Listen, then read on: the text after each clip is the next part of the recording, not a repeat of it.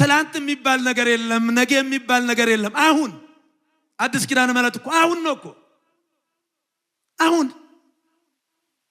ሰማይን ምድር ላይ ቀራንዮን መንበር ላይ ዕለተ ዓርብን ዛሬ ላይ ማግኘት ምንችለው በአዲስ ኪዳን ነው። አዲስ ኪዳን አሁን ነው። ትንሽኛ አሁን ድነናል ስንል ይረበሻሉ ሰዎች። በሃይማኖት ሆኗል እንጂ ገና ይሆናል የሚል ነገር የለም እኮ። የዘላለም ሕይወት እንዳላችሁ በእግዚአብሔር ልጅ ስም ለምታምኑት ይሄንን እጽፍላችኋለሁ።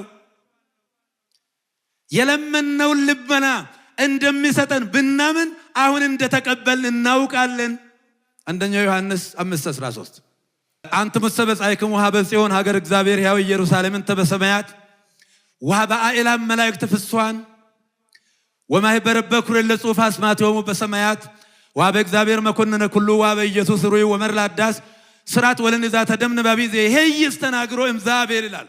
ዕብራውያን ምዕራፍ 12 ቁጥር 22 ላይ እነሆ እናንተ ወደ ሕያው እግዚአብሔር ከተማ ወደ ታላቁ ተራራ ወደ ጽዮን ከገቡ ማጣት ካገኙ ማጣት ከገቡ መውደቅ ከቆሙ መውደቅ ከቀረቡ መራቅ ወደ ሌለበት ወደ ሕያው እግዚአብሔር ከተማ ገብታችኋል ይላል።